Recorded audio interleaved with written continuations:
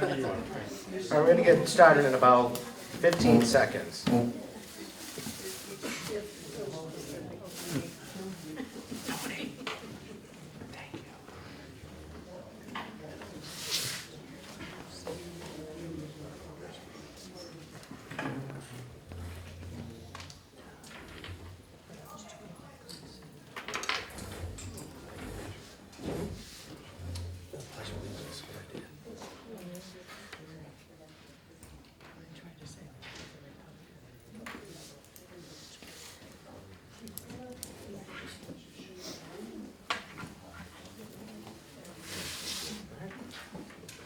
All right, thank you. Good evening, everybody. Before we get started, I'd like to ask that everybody please rise and we'll say the Pledge of Allegiance.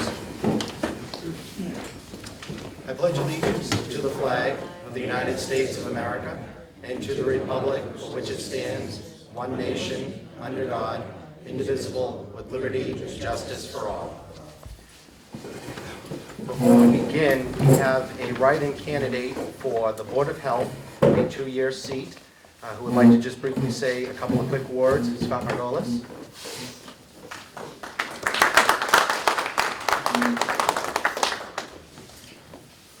Sure, thank you.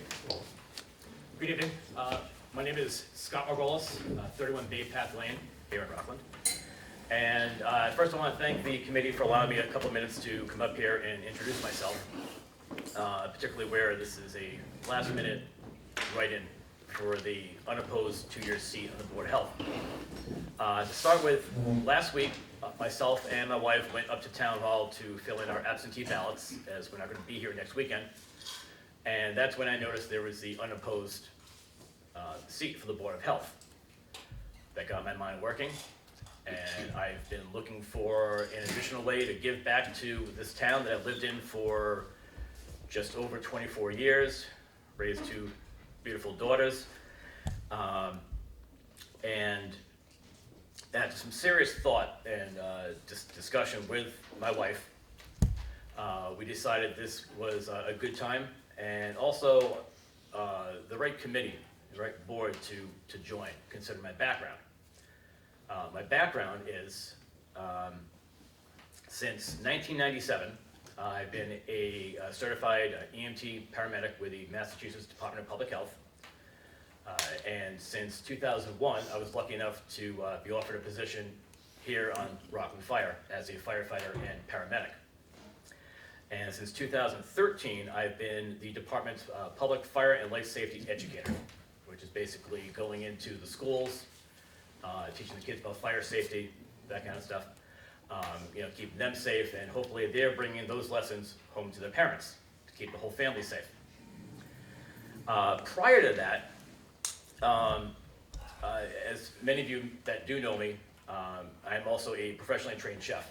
In 1986, I graduated from the Culinary Institute of America in Hyde Park, New York, and for about 10 years after that, I worked in and around Boston, various restaurants, hotels, small little bistros, and some corporate catering. As I mentioned, after all the thought and discussion with the wife, I felt that all that experience, restaurant, food side, the EMS side on the ambulance, and in the fire service, kind of transcends over to a lot of the issues that the Board of Health deals with on a daily basis, in addition to contracts, etc. So I believe with that experience, I can bring a lot to the table, hopefully an unbiased opinion on certain hot topics that are going around right now. And on April 8th, next Saturday, if you don't mind, I would like to ask for your write-in vote for the unopposed 2-year seat on the Board of Health, to write my name in. Scott Margolis, 31 Bay Path Lane. I will be having little stickers and cards going around to help people with that information. And with that, I just want to say thank you again to the committee. I will be here for the whole night, so if anybody does happen to have questions for me, I'll be happy to answer them, but we're all here for these 4. So with that, I will say thank you and turn it over to Jared. Thank you very much, Scott. Actually, 2 years ago, I had a similar experience. I woke up and saw nobody was running for the planning board, so I ran a write-in campaign for the planning board, so it's certainly a fun way to get involved as well.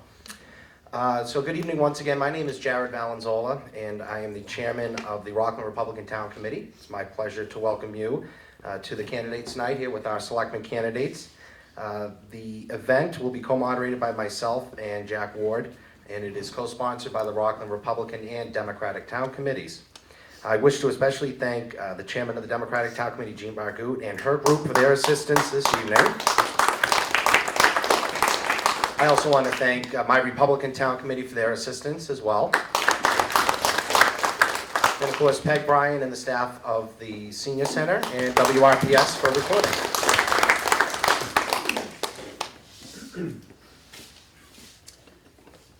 Thank you, Jared.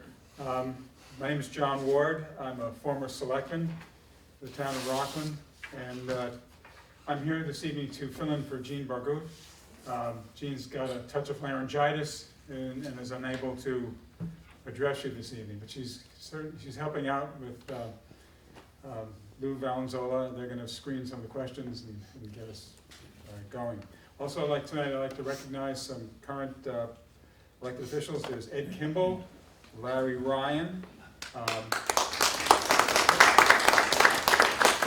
have some former selectmen, Lou Valenzola, who I mentioned, John Rogers,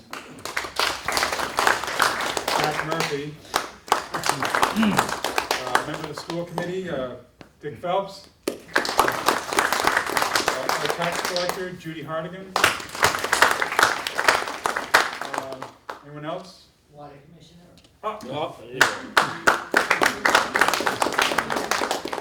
Trustees. June Pat.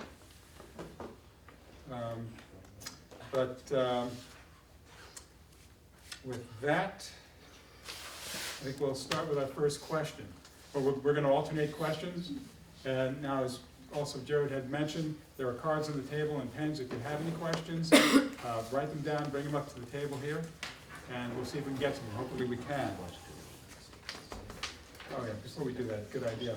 So at this time, what we're going to ask our candidates, and by the way, thank you for, well, I'm just going to say volunteering, but you're throwing your hat in the ring for a selectmen's race. And what we'll do is start with your opening statements, and we're going to start with who? Mr. McGee? Mr. Kevin McGee. Up there? Right there. Hi, thanks for having me tonight. My name is Kevin McGee. I pulled my papers actually late to run for selectman. I've got no political experience, none whatsoever. But I've been in the town for roughly 20 years. I run a business in the town. I own a bunch of real estate at one point in the town. Raised my son.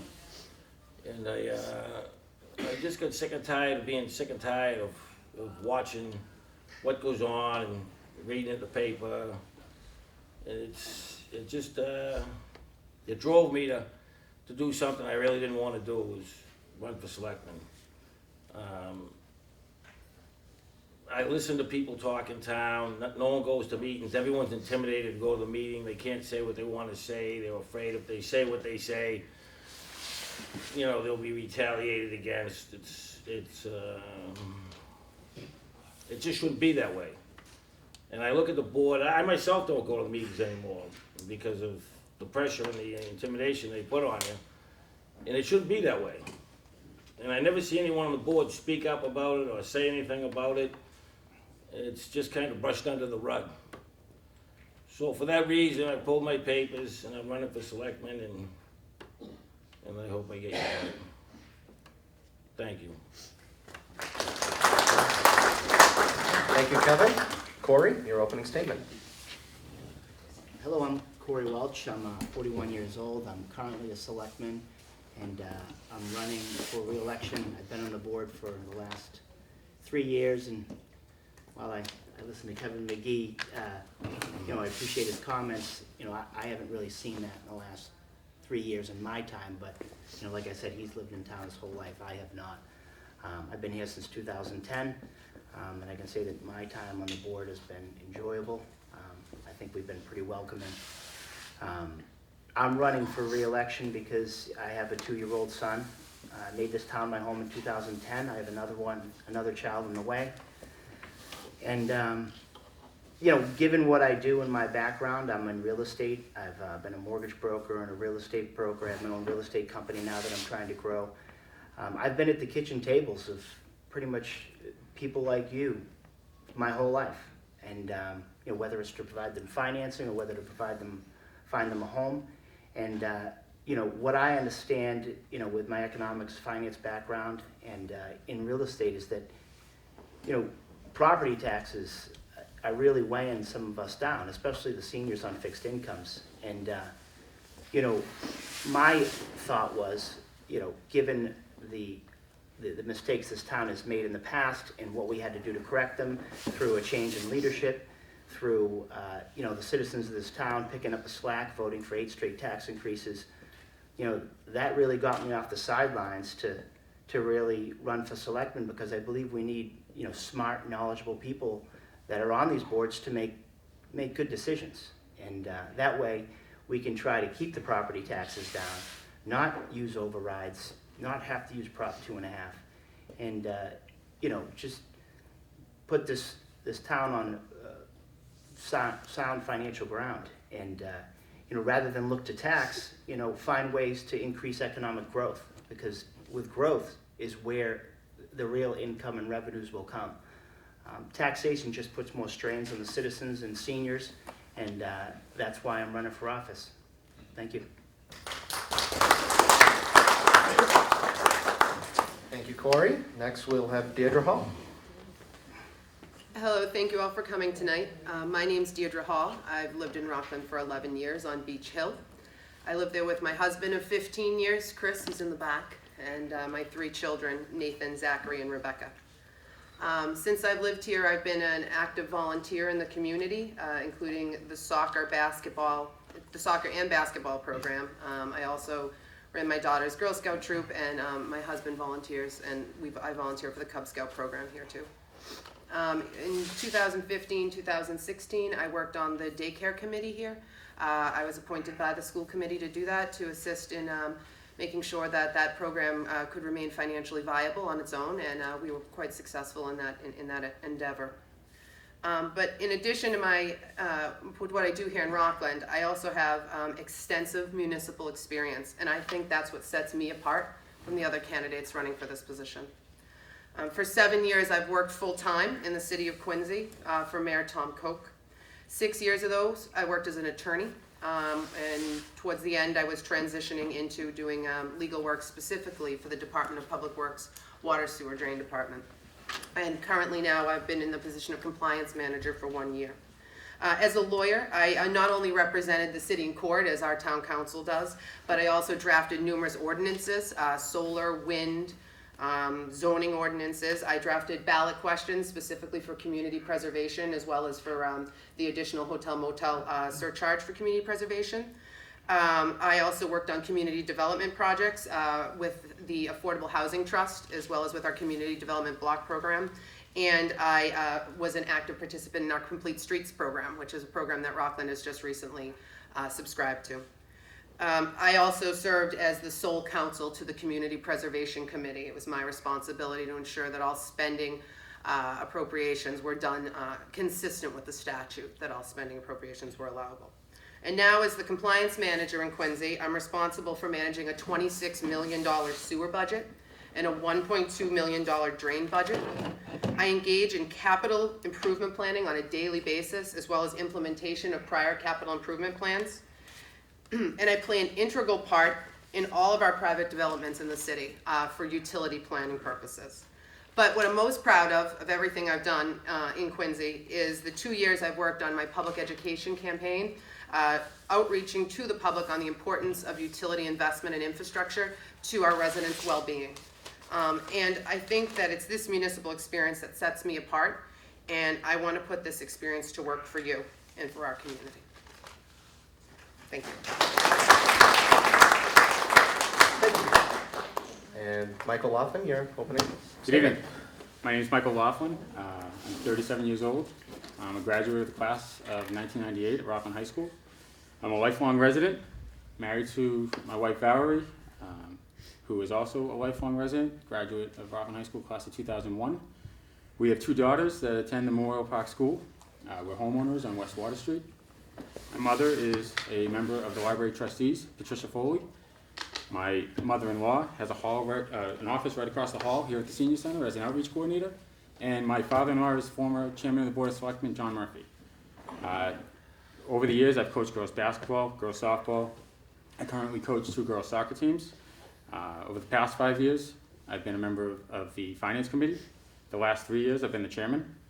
Over that time, I fostered in a culture of transparency and communication with all the departments. Some of the accomplishments, we added $100,000 to the Veterans Affairs budget. We were able to finance the first full year of pre-K, full year of pre-K kindergarten. And we contributed $925,000 to a stabilization fund, which at the time of my joining only had $10,000 in it. I'm running because I believe the next few years are pivotal years in the town of Rockland, with the 40R project potentially and the potential for a new school project, and the hiring of a new town administrator in 2.5 years. I'd like to be somebody that has a voice in that. I feel as though I have a strong grasp on the budgetary process in town. I'm level-headed. I have a strong moral compass. And I'd be honored to have your votes on April 8th.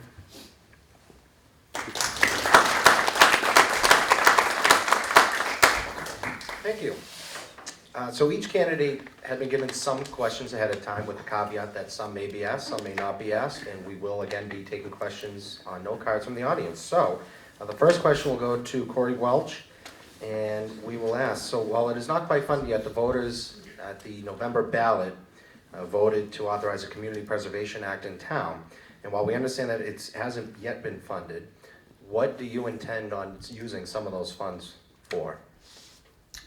Well, I believe the CPA can only be designated for particular projects in town. It's got very strict guidelines. I know when Derek Hewlett, proposed this to us at the time, he had indicated that there was a lot of projects around town that they could use some of this money for. It's allotted at the state, and basically it's our tax monies that we've been paying in are set aside, and we contribute to a fund, and it will match a percentage of what we put in. And I'm pretty sure we do have a lot of, I can't remember offhand what some of the projects he had slated, but he had many. I don't know if you guys have watched the selectmen meetings when Derek has shown up, but they always have things that they could be doing in town to use some of that money for. Thank you, Ms. Hall. The Community Preservation Act is very strict on what you can spend funds on. You're only allowed to spend funds on affordable housing, open space, historic preservation, parks and recreation. Of all the funds, it's funded through we voted for a 1.5% tax on, tax surcharge on our assessments, with the first $100,000 of our assessments being exempt from that surcharge. So it's everything beyond that. And you get a state match depending upon, and that match differs depending upon the amount that you levy in your surcharge. So if you have a higher levy, like 3%, which is the highest levy, you get a bigger bite at the state share. But if you have a smaller levy, like we do, 1.5, you get a smaller bite at the state share. But you're restricted on what you can spend it on those 4 issues: affordable housing, open space, historic preservation, parks. 10% must be spent on affordable housing, 10% must be spent on open space, 10% must be spent on historic preservation, and only 5% can be spent on administrative funds. That would be any sort of legal fees that go along with this. After you meet those earmarked amounts, you can spend the rest on any of the allowable uses. What's interesting, there's a lot of different things we could use this for. There's been talk about using it for building a new recreation center with fields. I have also mentioned maybe using it to preserve some of our historic buildings, like our library or our firehouse. But every vote would need to go in front of town meeting. The appropriation vote would have to be approved by the town. So it can only be recommended first by the committee and then need to go in front of town meeting. So ultimately, the decision is yours on what you want to spend it on. So we need to determine what our priorities are first. But from where I sit, the two biggest uses right now that I could see people wanting to use that for would probably be either the preservation of some of our historic buildings as well as the building of a recreational space. Thank you. Mr. O'Laughlin. For me, I'm going to piggyback on top of that, the preservation of the historical buildings in town, the McKinney School being one of them, the library as well.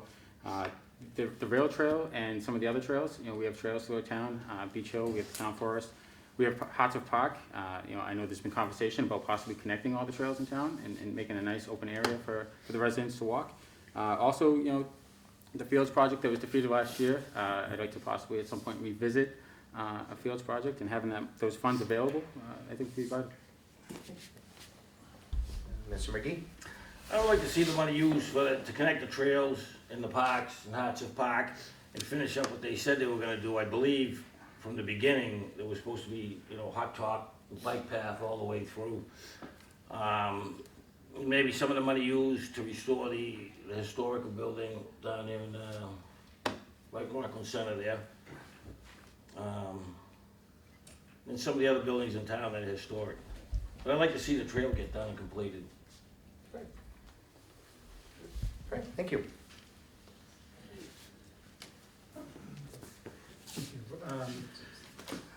Before I start, I'd like to recognize a couple of people that have come into the room. June Pat Donnelly, our water commissioner. Pat Foley, library trustee. And former planning board member and our representative at Union Point, Tom Henderson. So thank you. This question would be starting with Ms. Hall and the rest of the candidates. What is your position in regard to raising local taxes in town? There have been several increases over the last decade, including imposing new taxes like the meals and CPA. Will you support any future operational overrides? So, being here for the past 11 years, I have gone to the ballot box as well as town meeting on our operational overrides as well as our debt exclusion articles as well. And all of us have had to really fight hard to bring back the investment that we desperately needed after years of neglect and underfunding our budget, our operational needs, and our infrastructure needs.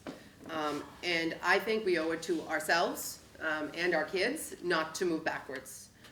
So if we had a situation where we had a decrease in state aid, or we had a situation where we had some sort of state or federal mandate to meet, I would support, if we needed to, an operational override to make sure that we maintain the services that we have today, because I really don't want to see us go backwards. Obviously, we want to try to, expand our economic development so we can avoid that. But if that was our only option, I think we owe it to ourselves and we owe it to our children that we continue to maintain the current level of services that we have today. Thank you. Mr. O'Laughlin, would you like me to repeat the No, question? I got the question, thanks. For me, as far as operational overrides are concerned, it's one of the reasons why, as a town, we've had a goal of having a stabilization account that the goal is to get to 3% of the total budget. Currently, right now, we're at $1 million. I think we need to get up to about 1.8 million to be at that goal of 3%. So I think having that there helps us. Obviously, that would have to go towards before town meeting to use any of those funds. But having that there certainly helps us avoid operational overrides. Great. Thank you. Mr. McGee? So I wouldn't support any additional tax overrides, really for anything. I've seen people's taxes get increased over the years, and the town's the same thing. It's actually worse. The roads, I don't see any benefit to the tax overrides. I don't know, the money goes to different places, but we've had tax overrides, tax increases, and I just wouldn't go. I wouldn't do it. And it's like the private sector. If I was running my business, and wasn't enough money, I'd have to cut somewhere else within. And I think that maybe you'd have to look within the budget. And sometimes no one likes to do it or say it, but you have to make cuts from within. You know, and no one wants to hear it, no one says it, they say, "Ah, maybe I'll go for an override," but, you know, the tax increases over the years, and I really don't see the benefit from it, you know, so I would definitely not be for vote for an override on taxes. Okay, thank you. Mr. Welch? Yeah, I wouldn't support any overrides. You know, that's kind of what drove me to run for office. I think one of the big problems we have, you know, as a state, as towns, is, you know, getting money from the state, from our legislature. You know, we're always last on the list to get funded by our legislature. We're never first. And when I ran for state rep, I always asked, why don't we fund local aid first? I get it, you can't give local aid everything they want, because at the end of the day, you know, they'll, like anyone, you'll try to spend to your means, or might run into some issues, but, you know, why are we always getting the short end of the stick and having to make up for what's going wrong in legislature? There's plenty of fat at the top of this ladder that they could cut, but they just don't. So they force us to continually try to find ways to raise revenues by raising taxes. I think currently, right now, our town is doing extremely well financially. You know, as Mr. O'Loughlin pointed out, we have about 1.1 million in free cash. If it wasn't for the big huge snowstorm a couple of years ago, we'd probably have about 2 million, maybe a little bit over 2 million. I think we're heading in the right direction. I think I think that we really need to focus on more economic growth. Union Point, there's a lot there that can be done to bring in more revenues. We really must focus on growth. I think that, you know, like I said, I'm at the kitchen tables with people every day, whether it's trying to find them a mortgage or trying to find them a house.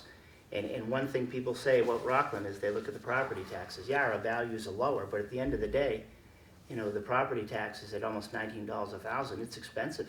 And for the, like I said, for the seniors on fixed incomes, I don't think they can afford it anymore. Every time an override comes up, everyone in you know, over in Leisure Woods, exactly, is all up in arms, and I don't blame them. I mean, you know, they're on Social Security, they're on pensions. It's not easy, and you know, I see it every day in my work, and it's something that I'm confident in, you know, with my business background and finance background in real estate, that I will always be looking outside the box to try to raise revenues other ways that involve growth, because growth is how you really make up for lost revenues. Okay, thank you, Mr. Welch. Now, this next one could be a very simple yes or no. And we'll start with Mr. O'Loughlin. Should the North Union Street gate be open? Yeah, that's a simple question. Very, very simple, Jerry. Wow. You know, I don't think now is the time for that gate to be open as of right now. It's I think the focus should be on the development downtown. The revitalization of Rockland brings the businesses in and brings people to the center. Then I don't see why we have to open the gate. I don't think that's a decision that needs to be made today.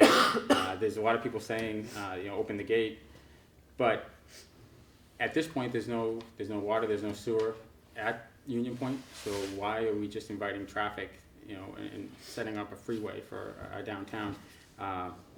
You know, when we have stuff developed up there, you know, I don't know, maybe my thoughts will be different, but in the meantime, it's been a neighborhood for over 50 years, and until we're at that point that serious discussion has to happen, I don't think now's the time. You know, this is a 3-year term. I think we're looking somewhere closer to 10 years down the road. Okay. Thank you, Mr. McGee. I think the people have voted on it 2 or 3 times, haven't they? If I'm not mistaken, I could be wrong, but, I mean, people said no, the town vote, so obviously the people feel like it shouldn't be open. My personal opinion, I really don't have one. I mean, you can flip the coin, go either way. Some people say, oh, you know, people will shoot right past our downtown Rockland businesses and they'll go right into South Weymouth and shop there. And, you know, my belief is if you create a business, and people want to come there because it's good business. So, you know, for people to say, oh, if you open the gate, then no one's going to shop at downtown Rockland, they're going to go right there. Well, That's like saying if you have 20 used car lots in town, you're not gonna sell any car. I mean, it brings people, and if you're the best at what you do, and you have the best business and good business, you'll do business. It doesn't matter where you are. But the fact of the matter is the people that live there, and the people that live in town, said they don't want the gate open. So, I mean, that's, until they vote on it and say, yeah, we'll take a shot and have the gate open. I mean, it's not just the people that were down at the dead end street that voted, the whole entire town voted. They said, we don't want the gate open, so the gate doesn't open. I mean, to me, it's that simple. But will it hurt either way? I myself think that it would create traffic and business and revenue. I don't know if there's enough parking downtown to handle it, but I honestly think it would be vibrant for downtown if you have the right business there. And, to me, it's that simple. I mean, if the people say yes, then you open the gate. If they say no, you know. Thank you, Mr. McGee. Mr. Welch? I think it should be opened eventually. I'll kind of piggyback on Michael Laughlin. We talked about this the other night at the Harmon Club. I mean, eventually it should be open. Obviously, we should, do some type of study to determine that at the time when it becomes feasible to possibly open it. But as of right now, there's no reason to open it. There's no water, there's no sewer. It's not developed. When that time comes and it's developed, we'll do a study and address whether it could help downtown or not. And that's it. Thank you, Ms. Hall. I'm just gonna probably reiterate what other people are saying. I'm not in favor of opening the gate right now. We currently have infrastructure that will get people from Union Point to Rockland through the Delahunt Parkway. I agree with Mike that we need to focus on our downtown revitalization project and use the infrastructure we have right now in place to do that. The gate has not had the road outside the gate has not had any maintenance for many, many decades. So there's a lot of infrastructure upgrades that need to go into that, a lot of design costs. I mentioned the other night the excessive amounts of permitting that would be involved with that. We'd have to go to MIPO under the Massachusetts Environmental Policy Act, which is a whole another layer of craziness for permitting. So it's an expensive undertaking before you even put a shovel in the ground. And I think people need to understand the costs associated with that. So unless we know that it's going to work, it may not be an investment that we want to undertake right now. Thank you. Thank you. Our next question will be fielded to Mr. McGee and the rest. Could you please give us your thoughts on the 40R redevelopment plan? What do you like or not like about it? And what would you do to improve it? Well, I don't know what I would do to improve it because I honestly don't know much about it. I know that it's mixed residential and commercial. And if I'm not mistaken, I think there is spot zoning in Rockland already. So, that being said, I mean, I've already heard people talking about building condos and commercial where the warehouse just burnt down. And would it be productive? I think so. Mixed residential and some commercial, some light commercial. I think it'd be good for the town. But you'd have to look at the whole picture and see where it is, what it is. So for me to just put a blanket answer out there, I couldn't, but I would be in favor of it if certain requirements are met in certain areas, and so I would be in favor of it. Okay, thank you, Mr. McGee. Mr. Welch? Yeah, I mean, I think the 40R rezoning is great. I think it's going to bring a lot of economic growth, a lot of well-needed economic growth to this town. Being in real estate, I'm always driving around the town and I'm always, looking at different properties. And ever since I can remember, I've been driving around this town seeing the same dilapidated properties and nothing's been going on with them. I think that this is a very big step in the right direction to get investors to come in and to purchase these properties, whether they need to be cleaned up or whatnot, and do something productive with them, so we can get them earning, bringing in their true tax revenues, because a lot of these places assessed for pretty much land value at this point, or maybe just a little bit more. I think that it will definitely help in revitalizing the town. They've taken some steps to address some parking issues, offering the ability to do under parking. So you'd be able to drive around and park underneath the buildings that are developed on Union Street. I know the other night at the Harmon Club, Deidre had mentioned that there's also the ability to possibly share parking with a couple of the banks. You know, when the nighttime comes, the ability for the parking there. But all in all, I'm very supportive of it being in real estate, and I get the need for it. And we just got to be willing to work with investors. But I think it's a very good thing. Thank you, Mr. Welch. Ms. Hall? I'm very excited about the 40R overlay district. It allows for mixed use of the properties, so we're mixing residential with commercial use. It makes projects a little bit more profitable and for developers, which entices them to want to come in by giving them a little setback relief, allowing for greater massing of the building, which like an extra story going from 3 stories to 4 stories with the building. But it also has, you know, a huge benefit to the town. The program would give incentive payments from the state to the town. So the town would be eligible for incentive payments for every potential residential unit that we could develop. And then we would also get an additional incentive payment from the Commonwealth for every unit that we actually do develop and we lease somebody up in. The 40R overlay district also solves 2 concerns that the town has, which is we need to make sure that we stay on target on meeting our housing production goals and our housing production plan with a 0.5% increase in affordable housing every year. 40R gives us a little bit more control over the production of those affordable units and protects us from an inappropriate or unreasonable 40B project coming into town. So by using this as our affordable housing tool, we have a lot more control over those units, how they're developed, how they're built, and what they look like. And it also helps with our revitalization efforts. So I am very supportive, and I think it's a really great opportunity for the town to get some economic development and get a more lively downtown. Thank you, Ms. Hall. Mr. O'Laughlin? Yeah, I fully support the revitalization efforts of the downtown, the 40R plan. To Deirdre's point, it does help us in the 40B, meeting that criteria as far as affordable housing. I'm excited about, I've been in the town for 37 years, and I've seen a lot of great businesses that were up there. I mean, it used to be a thriving downtown. We had Peterson's, it's right on the podium over there. It was a great store.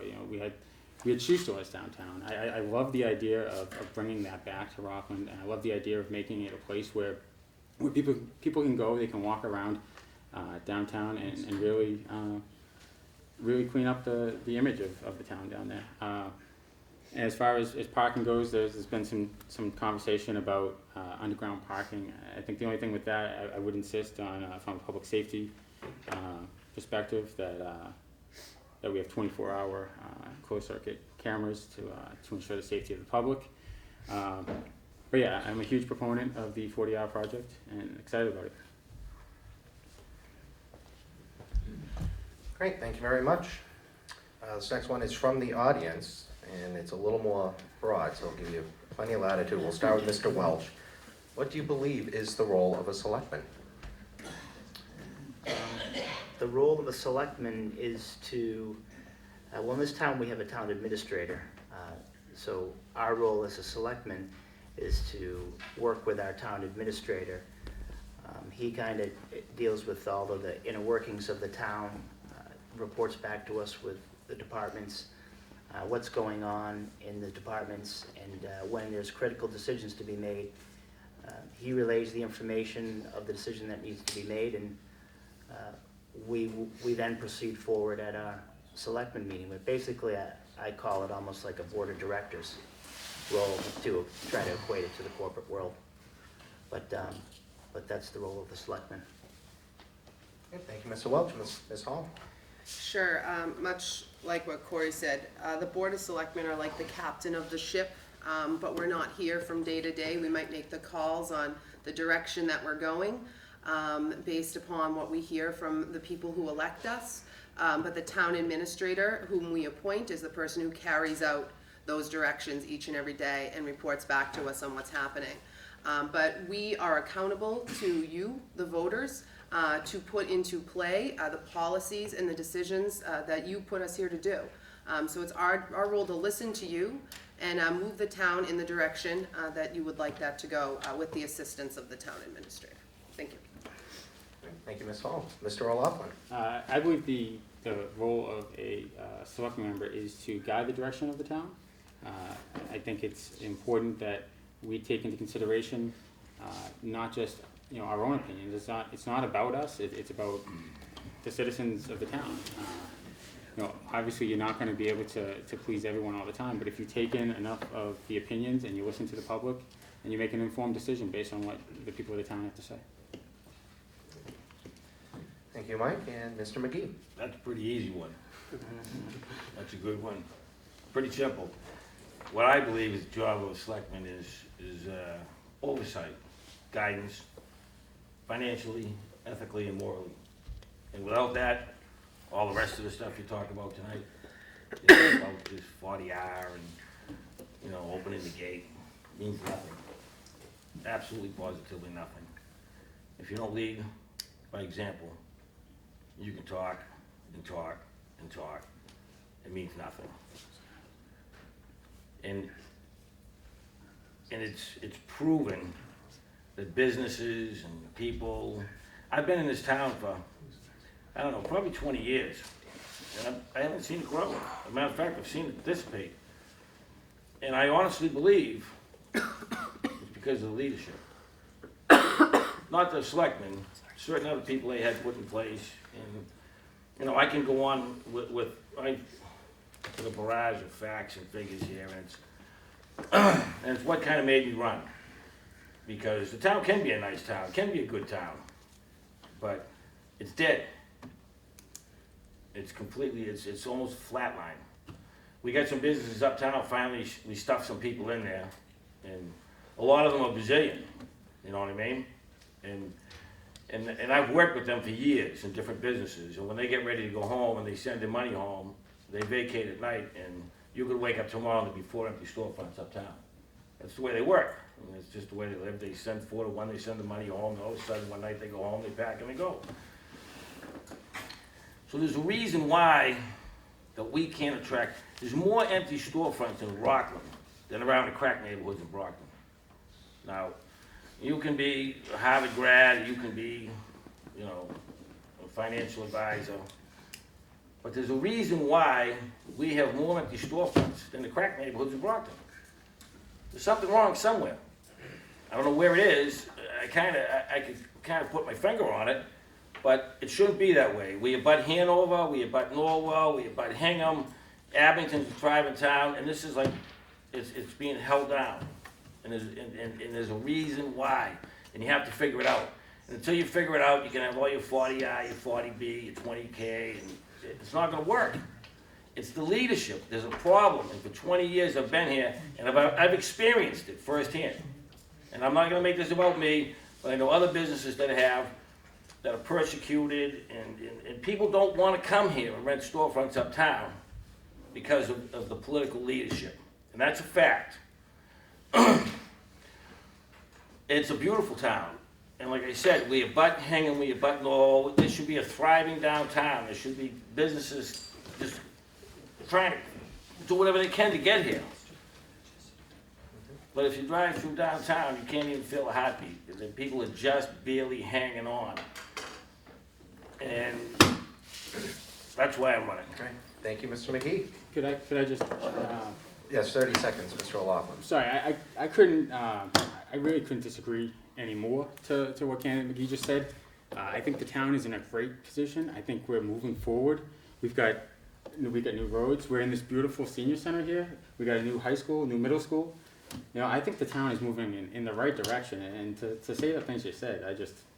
Well, it's reality. I don't. I've lived it. I don't think Okay, it I've is. lived it. I've run a business. I've seen a business. I've lived it. Okay, all right. Sorry, but I disagree. All right. That's all right. Okay, thank you guys very much. Mr. Ward with the next question. Thank you. We'll start with Ms. Hall. Would you be willing to advocate to our legislative leaders to adjust the formula as it relates to counting our affordable housing stock?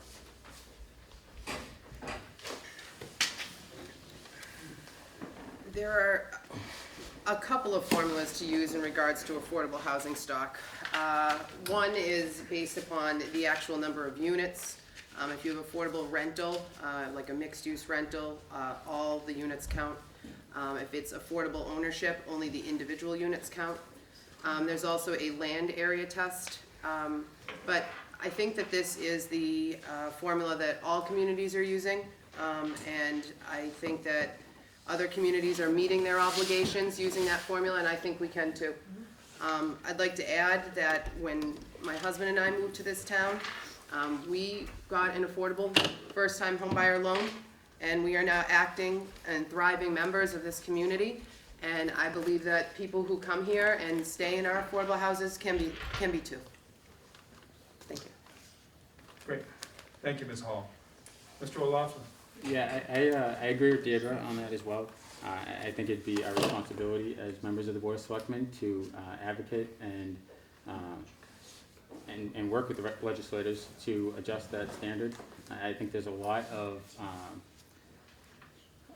places that are affordable housing. They're just not properly reported that way. And I think it's up to us to bring that to the state. Thank you, Mr. O'Laughlin. Mr. McGee.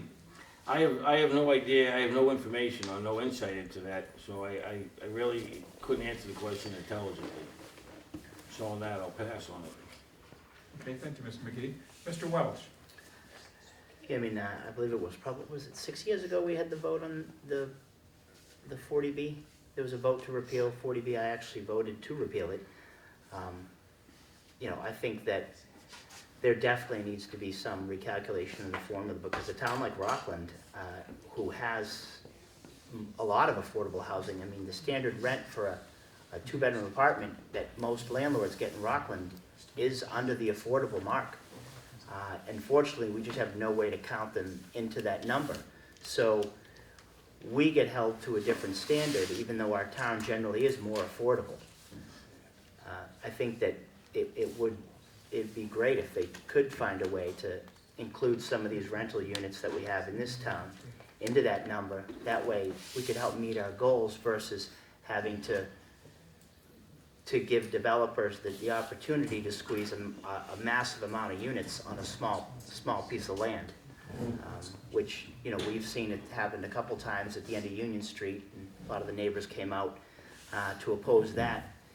But at the end of the day, we were able to resolve that situation, and that individual moved on. But I wish they had done something to help out a town like Rockland, where the majority of our multifamily units, we have a lot of multifamily units in this town versus other towns. I wish they did have a way of counting those into that number.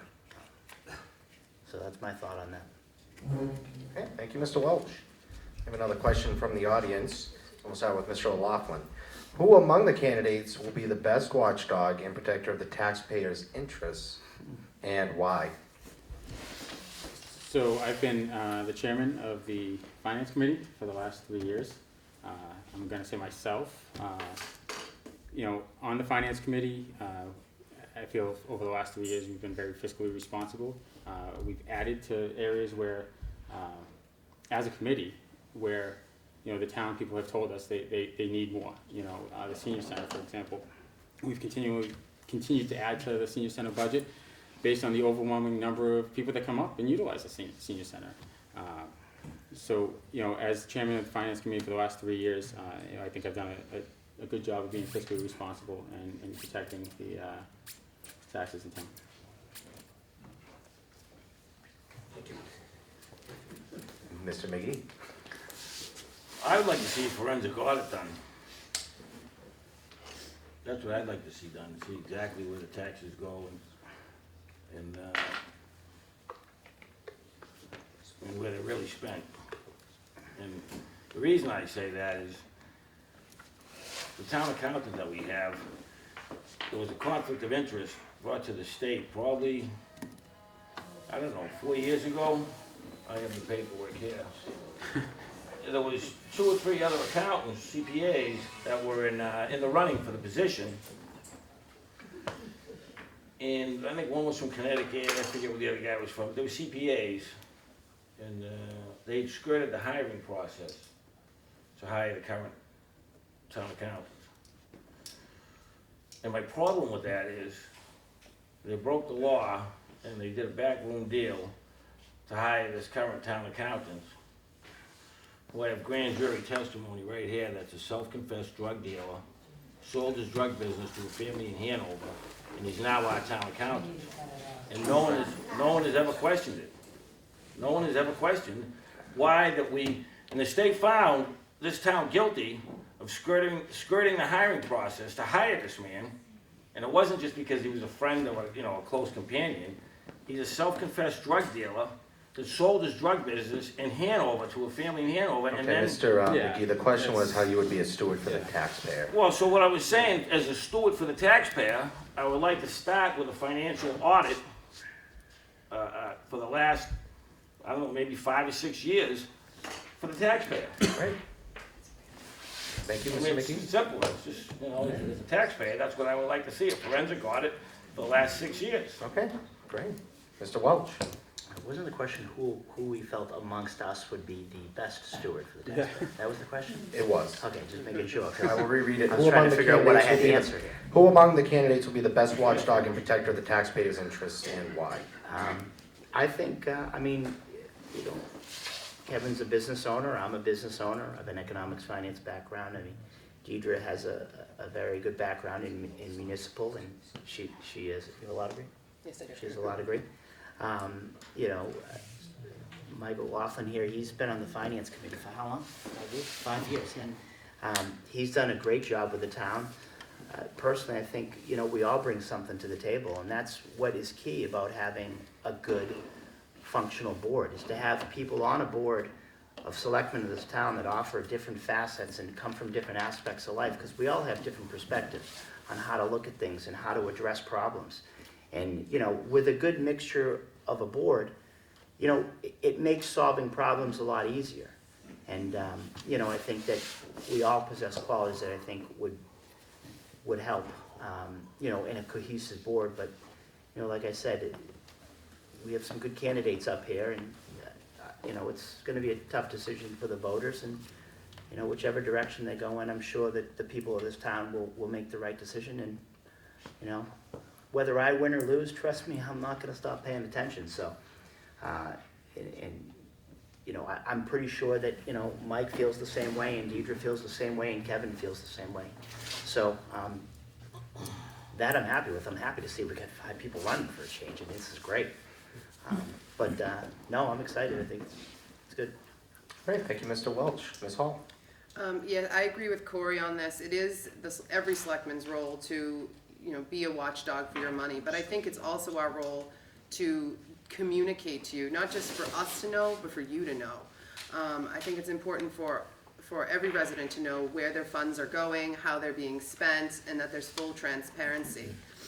Just as an example, a few years back when I had some questions about one of the school budgets, I had some difficulty getting a copy of that budget and had to go to the Secretary of State's office and get an order requiring the superintendent to release the budget to me, which he did. But I did that for the benefit of every taxpayer. So but we shouldn't have to do that. That information should be communicated to you on a regular basis with a regular request. And I think I can do that well. I think I can be as an advocate for you as I was for me in that instance, so that you guys all know where your taxpayer dollars are being spent. Thank you.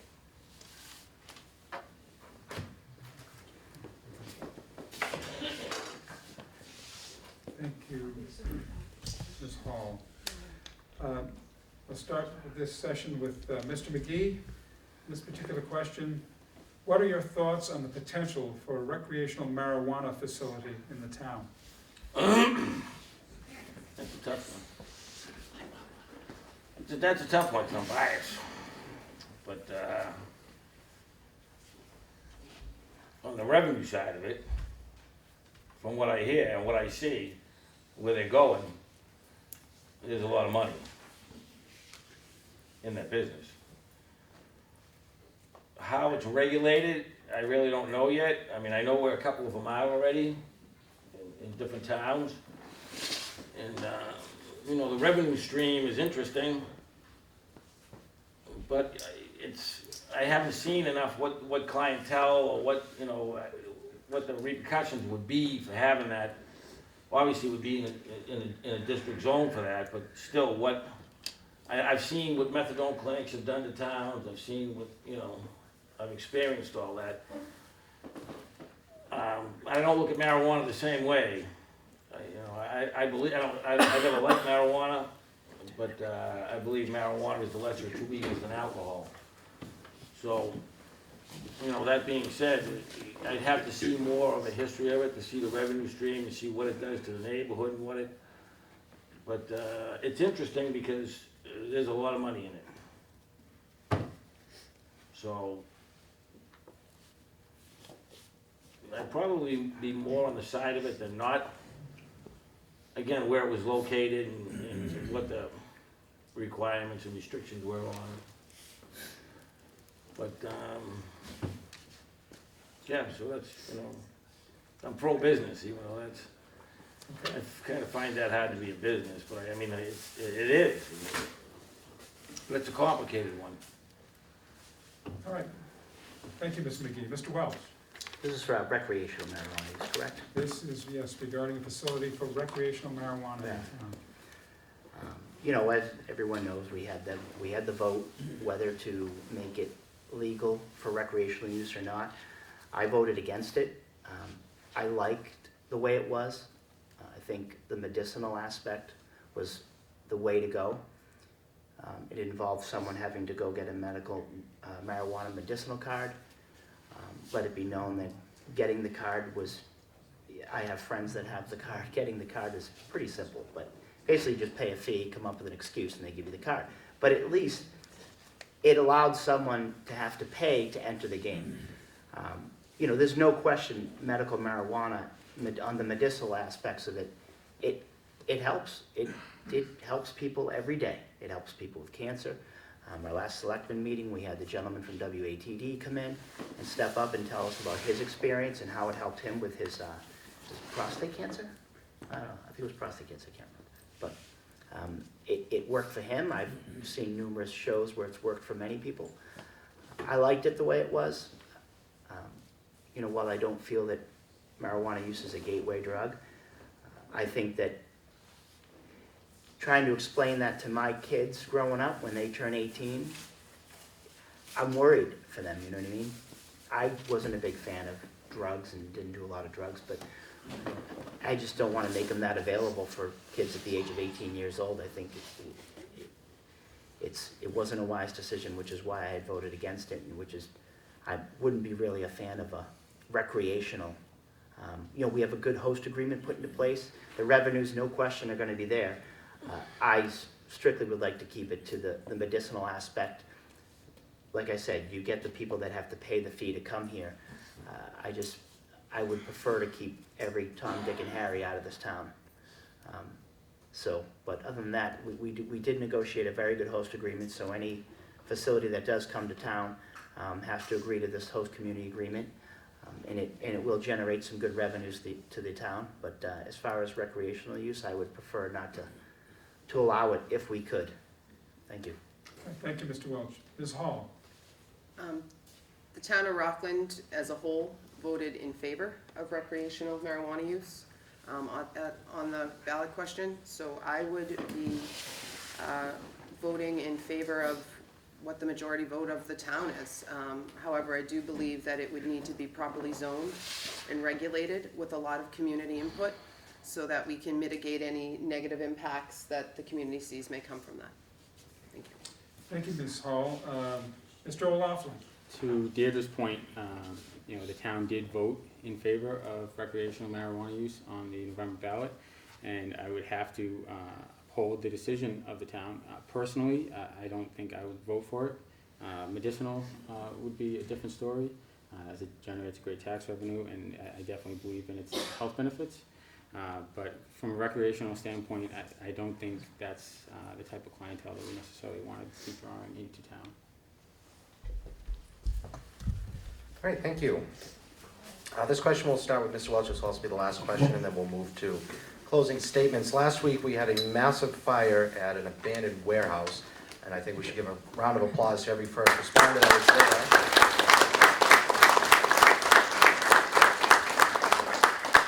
Did a fantastic job containing that fire and keeping the damage only to that building. But with that being said, that warehouse is one of still quite a few undeveloped, vacant properties in town. Zoning bylaws were amended at the last town meeting, I believe, to give the opportunity to redevelop some of these lots that may or may not be in the proper zone. I want to know if you've given any thought, specifically properties like Estes, as well as some other vacant lands in town, to potentially rezoning and redeveloping those parts as well. And the question will start with Mr. Welch. This is kind of what I've already kind of touched on today, is that, you know, I'm tired of driving around this town and seeing undeveloped properties that have been sitting there for, ever since I moved here in 2009. I'm sure Mike can speak and Kevin can speak too, you know, a lot more. They've been here a lot longer than I have, but I just think it's a waste. I think that we need to do things to try to work with investors who might want to redevelop these properties and, you know, get them, you know, earning their full tax potential. It's all part of, you know, some economic growth this town needs, so that in the future we don't have to look to overrides. You know, when I got elected to the Board of Selectmen, it was probably a fantasy of mine, but, you know, I'd always told Alan that for 1 year I'd like to not hit the levy limit on raising taxes on you know, us taxpayers. And he would chuckle, but, you know, it's unfortunate because there are towns out there that don't use the levy limit every year, like Plymouth and, you know, a couple other towns. It's unfortunate, you know, we had to dig ourselves out of a hole, and we're on the right path.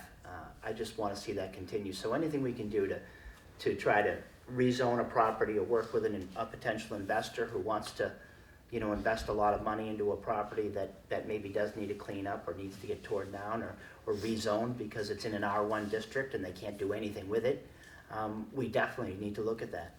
That way we can maximize each property to its fullest potential so it can yield the most tax revenue. Thank you. Great. Thank you, Mr. Welch. Ms. Hall? So I think before we start thinking about rezoning properties, we should utilize some of the laws that already give us some opportunity to deal with these abandoned properties. And I'm not sure, I don't believe Rockland has done this yet. The state sanitary code has what's called a receivership provision in the statute, which allows when a municipality to petition the housing court to appoint a receiver to come in to redevelop a property.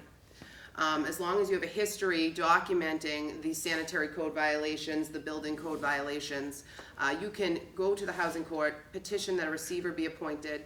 Many housing courts have a list of receivers. Receivers are often developers or community development agencies. And what happens is when they come in, they can borrow against the property and they get a super loan, a superior lien above any mortgage. The only other lien on the property that gets additional priority over the receiver's lien are your property taxes and DOR or IRS liens. I know there are some communities that had some success doing this. Brockton has done it, Lawrence has done it, New Bedford has done it. There is some help out of the Attorney General's office with this. I know Quincy has done it in a couple of instances. And this doesn't require any changes by us. It just requires us to use the resources we already have and get somebody from the town to go in and petition for one of those receivers to be appointed. So I think that might be a better first step. Thank you. Thank you, Ms. Hall. Mr. O'Loughlin? I think as members of the Board of Selectmen, it's incumbent on us to do whatever we can to remove these public safety hazards and take the buildings down. If that includes rezoning them, then so be it. Yeah. Thank you, Mr. O'Loughlin. Mr. McGee? I was dumbfounded why those two buildings sat there for so long in the condition they were in. I mean, I'm surprised they didn't fall down and kill some of those homeless people that live in there. everybody knows it. But I could never understand why nobody in the town or the boards went down there and did anything with those properties. I've been here 15 years and they've sat there and just, I think, you know, cats and homeless people living there. And no one's ever done anything with it. So, am I for redeveloping them? Sure, but I don't know who owns, you know, who owned the property, what you gotta do if it was taken over by tax title by the town. You know, but obviously, you'd like to, you know, knock those down and redevelop them. Just for the, not just the safety's sake, but, you know, taxes and revenue and you know, lighten up the community, but, you know, Estes, I think that Estes property over there, if I'm not mistaken, I think that's the only reason that hasn't been, I think the land is dirty there. To clean that up is to the tune of $540,000 was the last time I heard. You know, who's gonna pay $500,000 to clean the property up and then build something on top of it and make a profit?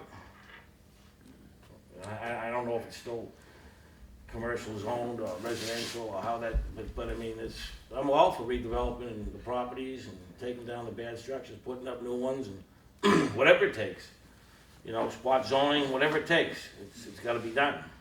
I mean, there'll be probably a couple more fires with the stuff that's hanging around town if there's a little firebug running around because, and then the other building across the street is just as dangerous.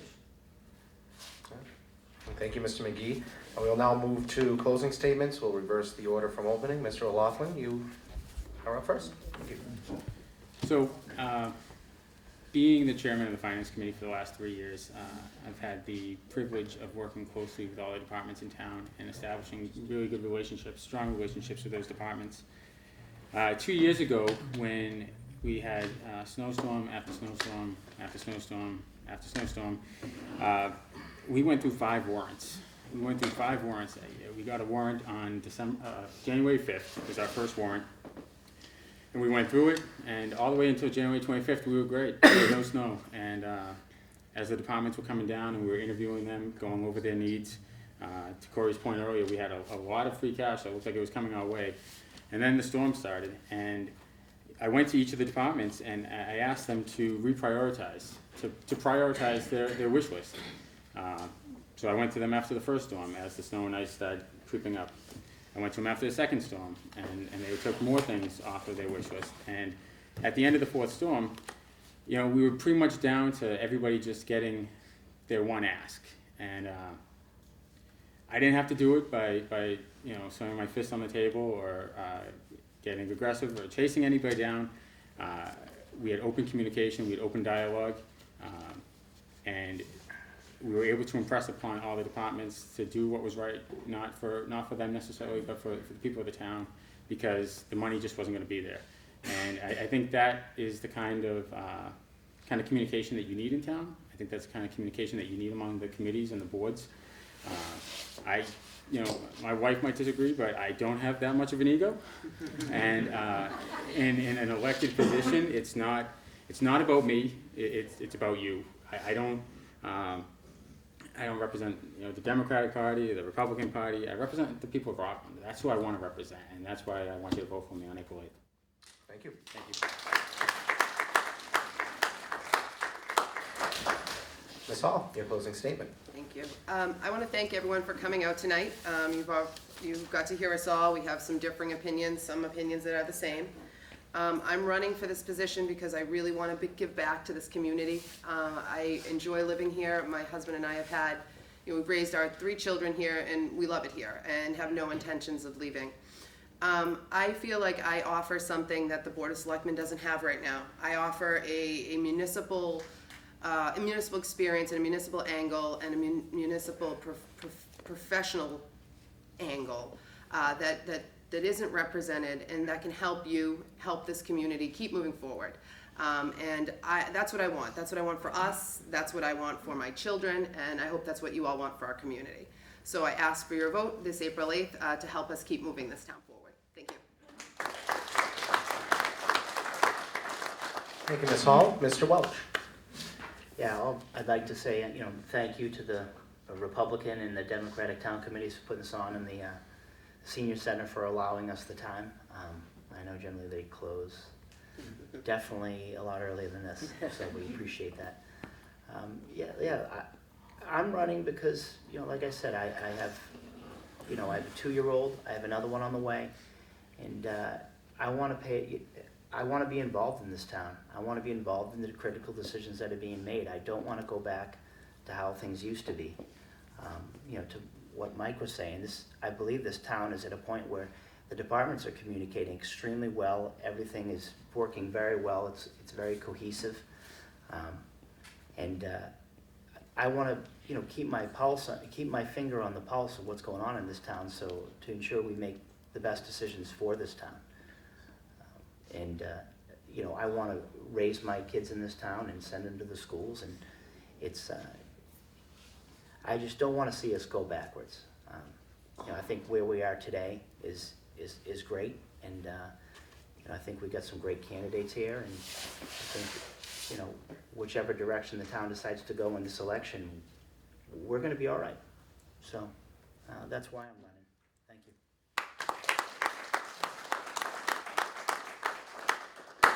Thank you, Mr. Welch. Mr. McGee. So I'm running, thank you tonight for putting this on, Republican, Democrats. So I'm running just simply, I believe that's not on the board is me. I believe honesty, integrity, transparency, real honesty, integrity, and transparency. I believe I can be involved in bringing business into the town. And my belief is that the more big business you have in town, the less burden it is on the taxpayer. I've been here for 17, 18 years. I know how to do it. I've done it. But I believe wholeheartedly that you have to get to the core of the problem. And I can get to the core of the problem. It takes some doing, but I can do it. I know where it lies. And until you get to the core of the problem, you'll be sitting here talking about this for 20 years, like that building that burnt down, it's been there for 20 years, Estie's been there for 20 years, I can go on and on and on. There's a reason why we're stagnant. And until you pull the blinds up and take a real look out the window and say, what's going on here, it's never gonna change. Every other town, if you look around, is growing. Not that Rockland hasn't grown with the new school, but it's more than that. It's got to be more than that. That town's got to be vibrant. It's got to be business. There's got to be a pulse. There has to be. There is none. We got a new school, and what else? What else have we done? We got a restaurant that went out of business 3 times. There's 13 empty storefronts uptown. So I'm running because I believe I can pull people in. I can make things happen, because that's what I do. So that being said, I'd appreciate your vote. I know that I'm abrasive, but trust me when I tell you, if I sit on that board, you'll know exactly as a taxpayer what's going on, when it's going on, and if other than that, I'd vote for her. She's pretty good. You know what I mean? So I just asked for your vote, and like I said, she's at one end of the table, I'm at the other end. We'll let her go uptown and talk in the state, and I'll just, maneuver around town and get things done. But I appreciate it. I do thank you a lot, and I hope you come out and vote for me. Thank you. Thank you, Mr. McGee. All right, well, that will conclude our forum. I want to thank every candidate for their participation and their willingness to serve our community in Rockland. Again, I want to say thank you to the Democratic Town Committee and thank you to the Republican Town Committee, of which I chair and I'm lucky to chair. It's great that we can do this jointly in a time of high partisan rancor. Mr. Ward and I decided we're going to Congress to get things done. We do thank you for taking the time away from your family and friends to run. It is a very big commitment to make, and we are certainly appreciative of your commitment to making Rockland a better place to live, work, and play. I will make a brief announcement. Everybody in this room was and still is a friend of former Selectman Larry Chaffee, and the Rockland Knights of Columbus will be awarding him, in our 121-year history, we've never awarded a Lifetime Achievement Award, on April 22nd at the Whitman Knights of Columbus, because our hall is a little too small. We will be awarding Larry Chaffee with the Lifetime Achievement Award. The 4th Degree Assembly will award him the Father Leonard Award for his service in the Knights of Columbus, and the State Knights of Columbus will also be recognizing him as well. That event again, Saturday, April 22nd at 5:30. You can call me at 617-827-3457 for more information on that event. And I'll listen to yours.